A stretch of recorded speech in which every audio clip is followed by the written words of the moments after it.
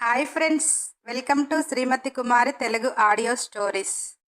వేదాగ్ని 95 భాగాలు లింక్ని డిస్క్రిప్షన్లో ఇచ్చాను. ఈరోజు వేదాగ్ని 96వ భాగం. నువ్వు నేహాని నెగిటివ్గా ఆలోచిస్తున్నావు అని అంటుంటే వేగ్నిక, ఇందాక నేను కూడా లతా పాప బర్త్డే చేద్దామంటే ఏమన్నారు నాతోటి? నేహా వచ్చి లొయలు పోతూ చెప్తుండగానే ఓకే చేశావు కదా, దీన్నేమంటారు అని కోపంగా అన్నది. వేగ్నిని దగ్గరికి తీసుకుని వత్తేస్తూ, నీతో చేద్దాము అని చెప్తే నువ్వు కూడా హడావుడి ఎక్కువ చేస్తావు. ద్రోణ కూడా లేడు. నా బంగారం అలసిపోకూడదు అని నీకు అలా చెప్పాను. నేహ అడిగింది అంటే తానే చూసుకుంటుంది, అంతేకాని నాకు ఈ వరల్డ్లో నీకంటే ఎక్కువ అనేవాళ్ళు ఒక్కరు కూడా లేరే, ఇంతకంటే నీకేం చెప్పనే అన్నాడు. వేగ్నిక అలానే వేదు గుండెల్లో వాలిపోతూ, మీ జీవితంలోకి మీ మనసులోకి ఎవ్వరూ రారు అని తెలుసు, కానీ ఏంటో పిచ్చి మనసు, నాది నాకే కావాలి అని జలసి, అది కూడా మీరిచ్చిందే అని అలకగా అన్నది. అవినాష్ లోనికి వస్తూ, మీరిద్దరు రొమాంటిక్ కపుల్స్ అని మా అందరికీ తెలుసు అంటుంటే, కృతిక, అవి బావగారు మీరు అలా దిష్టి పెట్టకండి, రోజు మా అక్కకు మా బావకు ఇంత దిష్టి తీసినా పోవటం లేదు అంటూ వచ్చింది. అలా అందరూ అక్కడ కలుసుకొని వేణులతల పాప బర్త్డే గ్రాండ్గా ఏర్పాట్లు చేయటానికి తలా ఒక పని తీసుకున్నారు. ఆనందంగా ఆ రోజు గడిచిపోయింది. మరుసటి రోజు అరవింద్ రాగిణిని కాలేజ్ దగ్గర డ్రాప్ చేస్తూ, ఈవినింగ్ పర్మిషన్ తీసుకుని ఉండు, నేను త్వరగా వచ్చేస్తాను, బర్త్డే పార్టీ ఉంది కదా, ఆ పార్టీ అయిపోయాక వేరే పార్టీ కూడా ఉంటుంది కదా, ప్రిపేర్గా ఉండు అని అరవింద్ కొంటెగా అంటుంటే, రాగిణి తన చేతిలో బుక్తో అరవింద్ను కొట్టేస్తూ, మీకు బాగా అల్లరి ఎక్కువ అవుతుంది, నాకిప్పుడు ఈ లా చదువు అవసరమా అంటే ఊరుకోకుండా కాలేజీలో జాయిన్ చేపించారు అని అంటుంటే, అరవింద్ రాగిణి చెయ్యి తన చేతిలోకి తీసుకొని, కళ్యాణ్ మనకి దూరంగా చదువుకుంటున్నాడు, నువ్వు బోర్గా ఫీల్ అవుతున్నావు, అయినా నీకు లా చదవాలి అని కోరిక, అప్పుడు నువ్వున్న పరిస్థితుల్లో నీ గోల్ని చేరుకోలేకపోయావు, అయినా నువ్వు ఇలా కాలేజీకి వస్తుంటే నిన్ను డ్రాప్ చేయటానికి వచ్చి నాకు కూడా కాస్త ఎంజాయ్గా ఉందిలే అని అల్లరిగా అన్నాడు. రాగిణి, ఉంటుంది, కలర్ఫుల్గా అమ్మాయిలు కనపడుతున్నారు కదా, నేను ఇంటికి వచ్చాక ఆ రెడ్ కలర్ డ్రెస్ అమ్మాయి ఎక్కడ, ఎవరు, ఆ పింక్ కలర్ డ్రెస్ అమ్మాయి ఎవరు, ఏం చేస్తుంది అని ఆరాలు తీస్తారు, ఏంటి సంగతి అని కోపంగా అన్నది. అరవింద్, నా ముఖానికి నువ్వు అనుకునే సంగతులు ఏమీ ఉండవు కానీ అని ఆమె చేతిని ముద్దు పెట్టుకొని గుండెల్లో పెట్టుకొని, నాకు ఈ జీవితం చాలు, పోలీస్ బుద్ధి అలా అడగాలి అనిపిస్తుంది, అలా అడిగినప్పుడు నీ కోపం చాలా ముద్దుగా ఉంటుంది, అందుకేలే అన్నాడు. అలా అరవింద్ రాగిణి ఇద్దరు ఒకరికొకరు అర్థం చేసుకొని అన్యోన్యంగా సాగిపోతున్నారు. అలా ఆ రోజు లత వేణుల పాప బర్త్డే చాలా గ్రాండ్గా చేశారు. నేహ పిల్లలందరికీ స్టెపెన్ పంపించిన బ్యాండ్లను ఇచ్చింది. అవి కూడా ముద్దుగా ఉండే వరకు పిల్లలు ఇష్టపడి మరీ తీసుకున్నారు. ఇంట్లో అంత సందడి ఉంటే ఇక ఆడవాళ్ళు అందంగా తయారవ్వటం, మగవాళ్ళు వాళ్ళని చూస్తూ మందు తాగి గుటకలు వేయటం వేదు విల్లాలో పరిపాటే. కానీ పాపం ఇప్పుడు వేదు పరిస్థితి వేగ్నికాని టచ్ చేయలేడు కదా, అందుకే వేగ్నిని చూస్తూ గుటకలు వేస్తున్నాడు. వేగ్నిక కూడా వేదుని ఉడికించటానికి అతనికి ఇష్టంగా రెడీ అయింది. ఎందుకంటే అతని మనసు నేహా మీదికి మల్లుతుందేమో అని ఆమె పిచ్చి అభిప్రాయం.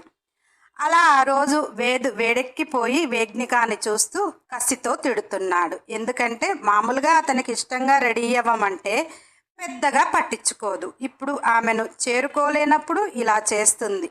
అసలే విరహంలో ఉన్న బాడీ, అతనికి వేగ్నిక తప్ప ఎవ్వరూ వద్దేమో. ఆ రోజు ఇంకొక 2 months ఆగవే, నిన్ను బెడ్రూమ్కి అంకితం చెయ్యకపోతే నా పేరు వేదార్థ్ కాదు అని రోషంగా అని కష్టంగా పడుకున్నాడు. వేగ్నిక ఈగో సాటిస్ఫై అయింది. ఆ రోజు పిల్లలందరికీ బ్యాండ్ చేరాక ఆ బ్యాండ్ నెంబర్ వైజ్గా పంపించాడు స్టెపెన్. ఆ బ్యాండ్లో ఏముంది అంటే బాడీ స్కానింగ్. స్టెపెన్ ఎవ్వరు కావాలో తెలిసిపోయింది. అతను అనుకున్న వాళ్ళు ఆ ఇంట్లోనే ఉన్నారు అని చాలా ఆనందంతో స్టెఫెన్ పలానా నెంబర్ బ్యాండ్ ఎవరి చేతికి ఉందో వాడు నేను అనుకుంటున్నవాడు అని ఆనందంగా చెప్పి ఆ నెంబరు చెప్పు ఎవరు ఆ పిల్లవాడు అని నేహాని అడిగాడు. నేహ నేను పర్టికులర్గా నెంబర్ అంటూ గుర్తుపెట్టుకోలేదు, రేపు మీరు అడిగిన నెంబర్ ఎవరి దగ్గర ఉందో చెప్తాను అని ఆ రోజు చెప్పింది. స్టెఫెన్ ఆనందంతో సరే అని పెట్టేశాడు. నేహ ఆలోచిస్తుంది, అసలు ఆ బ్యాండ్లో ఏముంది, అతనికి కావలసింది దొరికింది అని అంత ఆనందంతో ఎలా ఉన్నాడు అర్థం కాక భగవాన్కి ఫోన్ చేసింది. భగవాన్ పరిస్థితి కూడా అదే. స్టెఫెన్ ఏమి కోరుకుంటున్నాడో తెలియదు, కానీ భగవాన్ స్పీడ్గా ఆలోచించాలి కనుక స్టెఫెన్ కోరుకునేది వేదు కొడుకుని అయ్యుంటుంది. ఆ నెంబర్ వాడి చేతికి ఉంటుంది. వాడిని ఏం చెయ్యాలి అనుకుంటున్నాడు అని తెగ ఆలోచిస్తున్నాడు. అలా ఆ రోజు గడిచింది. నేహ మరుసటి రోజు ఆ బ్యాండ్ ఎవరి చేతిలో ఉందే చూస్తే రుద్ర చేతిలో ఉంది.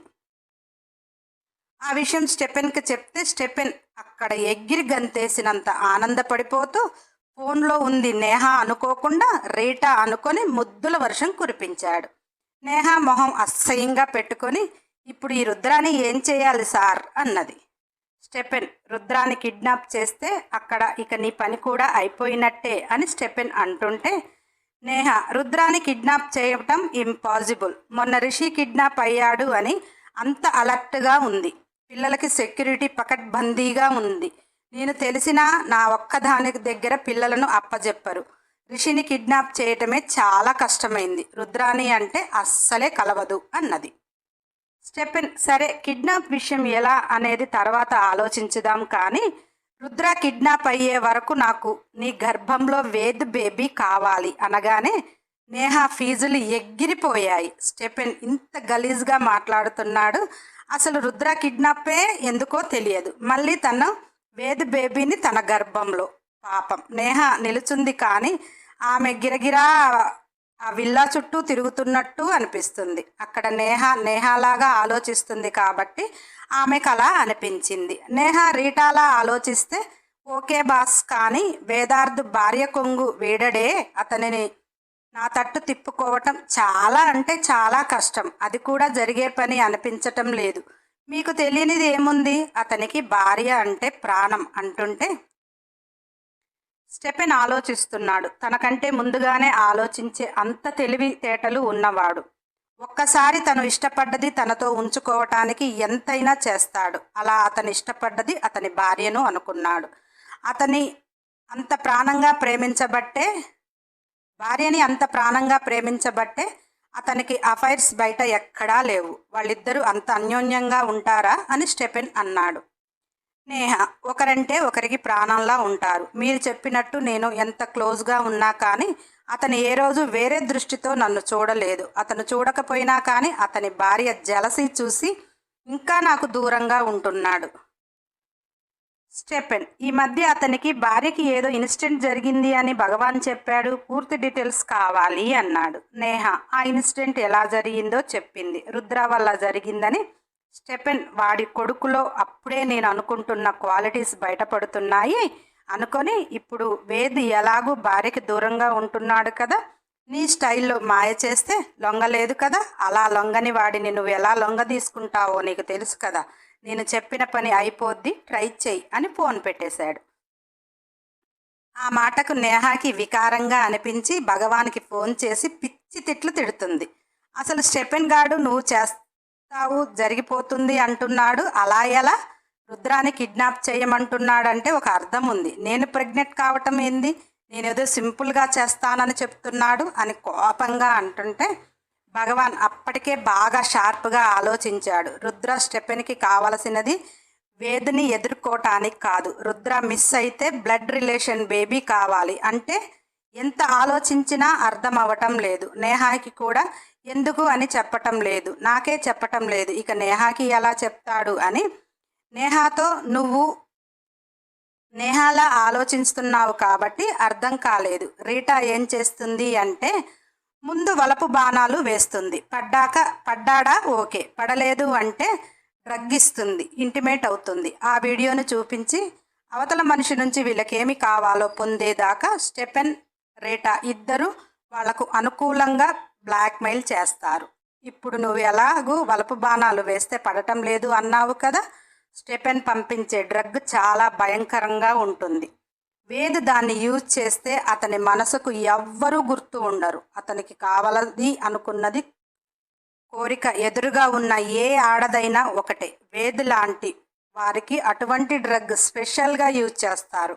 అందుకే నువ్వు సింపుల్గా చేస్తావులే అన్నాడు. అతను డ్రగ్ పంపిస్తాడు, నువ్వు యూజ్ చేస్తావు. ఇక అక్కడ మీ ఇద్దరి రొమాన్స్ మీకు ఎంతకాలం కావాలన్నా ఉంటుందన్నమాట అన్నాడు. నేహ చిచి అని చీదరించుకుంటుంటే, భగవాన్ నువ్వంతా అసహించుకోకులే, నీకు పోవాలన్న ఆలోచన ఉన్నా చీరేస్తా అన్నాడు.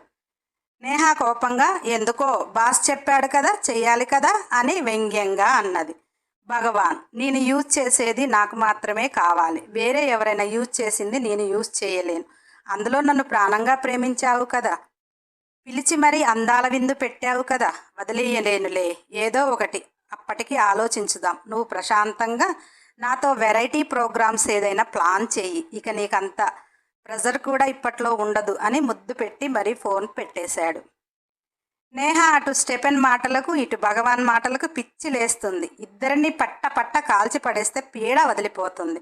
నా బాడీ ఏమైనా అంగట్లో సరుక, ఎవరు నచ్చినట్టు వాళ్ళు వాడుకోవాలని చూస్తున్నారు అని కోపంతో రగిలిపోతుంటే, నేహ అంతరాత్మ భగవాన్ ఎవరికి ఇవ్వడు లేవే, వాడితో ఏదో వెరైటీ అట ప్లాన్ చెయ్యి అని అనగానే, నేహ ఎదవకి ప్రేమ లేదు అన్నట్టే ఉంటాడు, పోనీలే వాడు చెప్పిన పని చెయ్యి అనలే, కొంతలో కొంత ఇది నయమే అని మనసుకు అనిపించి భగవాన్లో ప్రేమికుడు ఆమెకు గుర్తు వచ్చాడు. అలా ఆలోచిస్తుంది నేహ. పడుకుంది. ద్రోణ రుద్ర జాతకం పేపర్లు తీసుకొని వేది ఇంట్లో ఉన్న ఆఫీస్ రూమ్లో ఇద్దరు కూర్చున్నారు. అన్ని పేపర్స్లో కామన్గా ఈ సంవత్సరం రుద్రాకి గండం గండం గండం. ఆ గండం ఏంటి అంటే ప్రాణగండం. అది తల్లి ద్వారా అతని చెంతకు చేరుతుంది అని ఉండటం. ద్రోణాకి వేదికి మైండ్ పని చెయ్యలేదు. ప్రాణగండం అంటే రుద్రాని కాపాడొచ్చు, కానీ తల్లి ద్వారా గండం అంటే వాళ్ళకి క్లారిటీ రావటం లేదు. వేదికి తల పగిలిపోతుంది.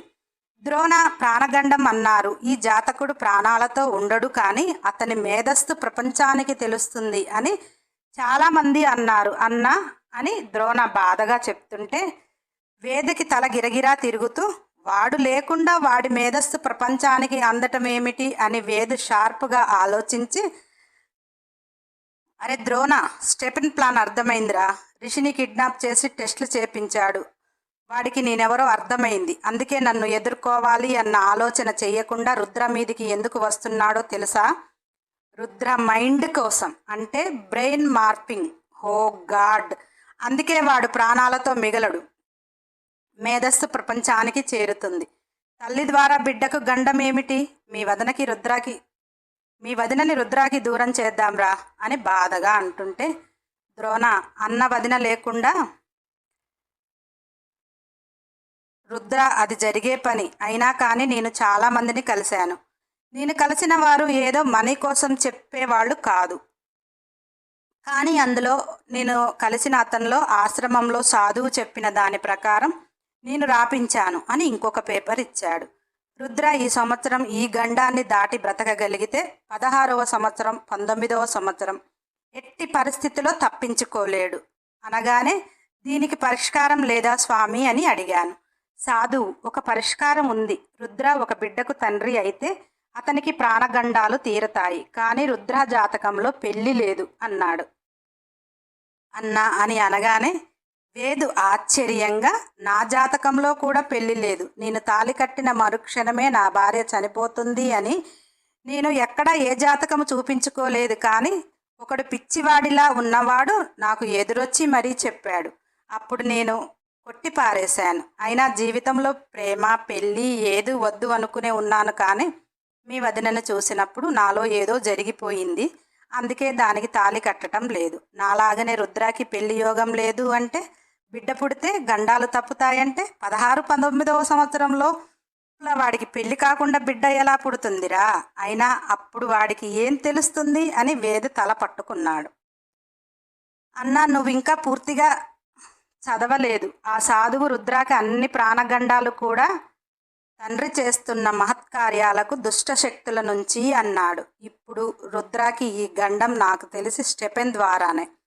16-19వ సంవత్సరం ఎవరితో అనేది తెలియదు, కానీ ప్రజెంట్ స్టెపెన్ నుంచి రుద్రాని సేవ్ చేయాలి. కానీ వదినే రుద్రాకి యముడికి పట్టిస్తుంది అంటే నాకేమీ అర్థం కావటం లేదన్నా అని ఇద్దరు తలలు కొట్టుకుంటున్నారు. నెక్స్ట్ ఎపిసోడ్ కోసం సబ్స్క్రైబ్ చేయండి, బెల్ ఐకాన్ టచ్ చేయండి. ఖచ్చితంగా ఒక లైక్ చేయండి, కంపల్సరీ కామెంట్ చేయండి, వీలైతే షేర్ చేయండి. మన ఛానల్లో కంప్లీట్ అయిపోయిన స్టోరీస్ని ప్లేలిస్ట్లో పెట్టాను, నాన్ స్టాప్గా వినండి.